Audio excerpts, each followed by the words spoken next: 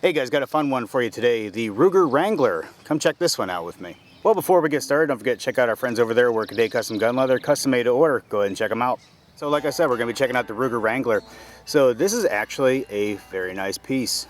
Last few years, probably like the last 10 years I'd say, a variety of different companies, Heritage and obviously Ruger and that, started coming out with a variety of cheap, affordable, single action 22 long rifle revolvers.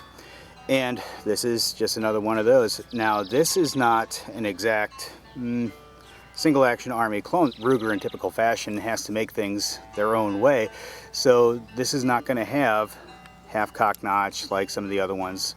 But it is the very simple, rugged Ruger design. So in order for you to load this thing up, just pop that loading gate. Cylinder is going to rotate freely. Close it back up. Locks back up. Single action. Now this does not have multiple positions, just one notch, and that's cocked. Now the thing to notice about it is, because there is no secondary or third safety notch or anything like that, or a loading notch, it is kind of a long hammer pull, see? It doesn't rest back on a safety notch or anything like that. So you have to pull it all the way back and it'll be cocked. So I guess that's a little bit of a disadvantage, but Rugers have always had long hammer pulls anyway, so that's not even a big deal. And then of course you can safely return it down there. Now one nice thing about it is it does have a transfer bar, like almost all Rugers do, except for the really old ones. So it is safe to carry 6 in the cylinder, and that's just fine. The sights are going to be notch cutouts, fixed sights, and we're going to see how they do today. Now, like other single actions, you're going to have to utilize the ejection rod right there. And it's very simple. All you do is pop that out and then push the ejection rod, and then you can see it pushing out right there. Very simple. So far just handling it, I'm a big fan. It's a very sturdy, rugged design as you would expect out of Ruger. Very, very solid piece. It's not rattly, very, very tight. The grips aren't really anything to write home about, they're just very simple plastic. And it is solid steel on the frame and everything, so that's good. You're going to get Ruger quality out of this thing. They're not going to stamp their name on a gun that isn't quality. And the draw to this thing is it's cheaper. Cheaper as in to say in the price, but still maintaining the Ruger quality. So that's pretty impressive in itself. So let's see how this thing actually shoots. Super simple to load up. Ruger gives you the Old West feel right there. So you can just pop that loading gate open, stick your round in there, rotate to the next one, stick your round in there, rotate to the next one. I personally would like a swing out gate. I do like those, and I would like to see that in a 22, but that's not what we're talking about today. So anyway, it loads up very simple. Close that loading gate, cylinder locks up, she's ready to fire. So let's take some shots here at 15 yards and see how we do.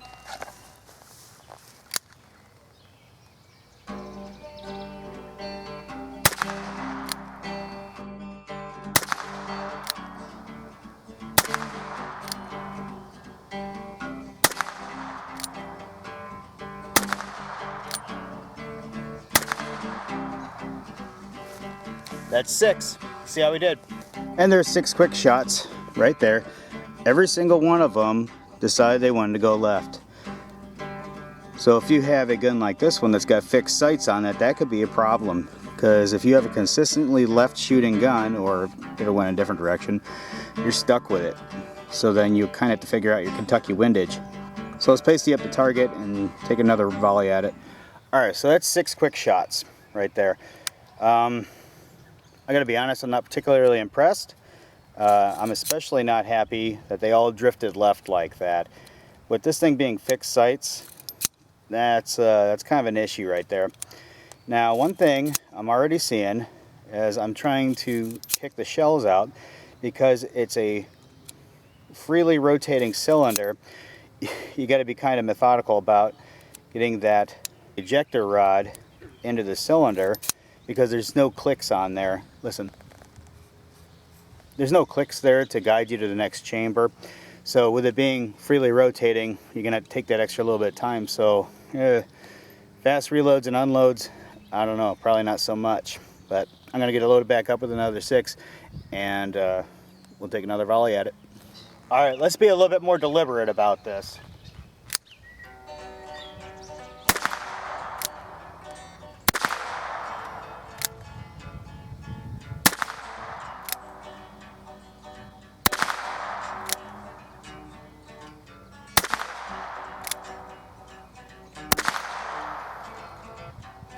Not really that impressed.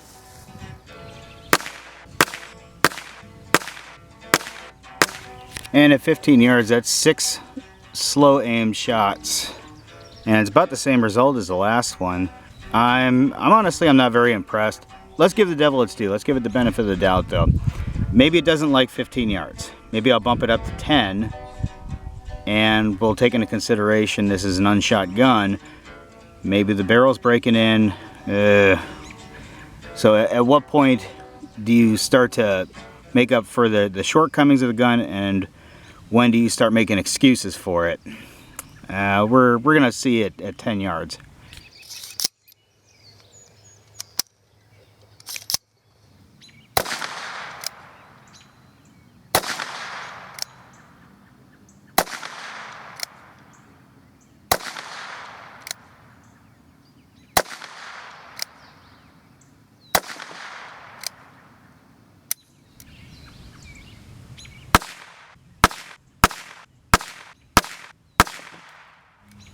Okay, we might be looking at a range issue then.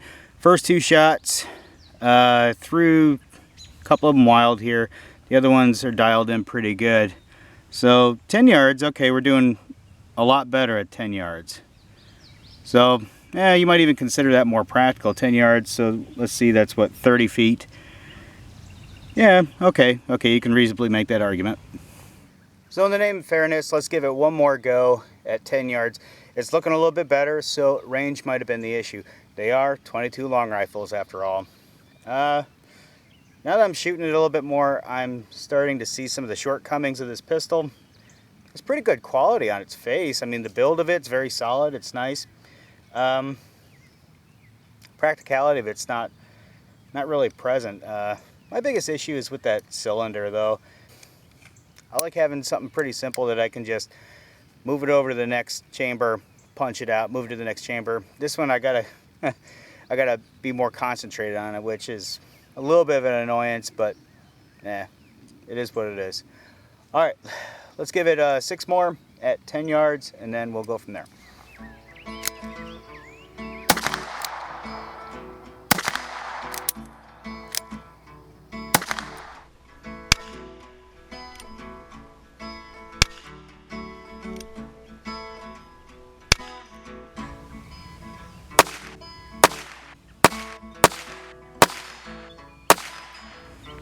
Okay, we solved the mystery then. 10 yards is the ticket. Look at that. Boom, boom, boom, boom, boom. Plus 2 flyers, whatever that's me. But that tells the story right there. They're still drifting left, which I don't like that at all. But it is what it is. It's fixed sight, so I'm kind of stuck with it. But a little bit closer, the group's coming in together as it should. So, okay. Yeah, initially I was shooting out too far. All right, so bottom line, what am I thinking? Well,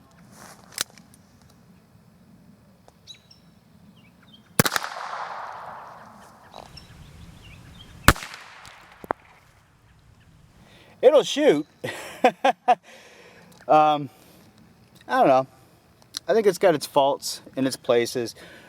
Kicking the shells out, that's a pain in the butt. It is. That's a personal issue of mine. I don't like it having to, search with the cylinder just to kick the shell out. So kind of a little bit more effort in there where it doesn't necessarily have to be. But again, if you train it out of you, then it's probably no big deal. Just a personal issue. But I mean, it'll shoot. If you do it at a reasonable distance, 10 yards, yeah, it'll shoot pretty darn good. And it'll hit like within your area that you want to do at 15. So, what are you gonna do? It's a 22 revolver. For the price, it's worth it. Yeah, for the price, it's pretty good. It was under 200 bucks, and I mean, it's got a good look to it, solid feel. It's it's a decent shooter for the price. If we were to compare it to one of its competitors, like a Heritage or something like that, I don't know. That's a separate video entirely, and we'll follow up with one of those. But as far as the Wrangler goes, it'll do the job. Well, anyway, guys, hope you enjoyed. It's kind of fun to mess around with this thing a little bit, put it through its paces. Don't forget to like, subscribe, and share.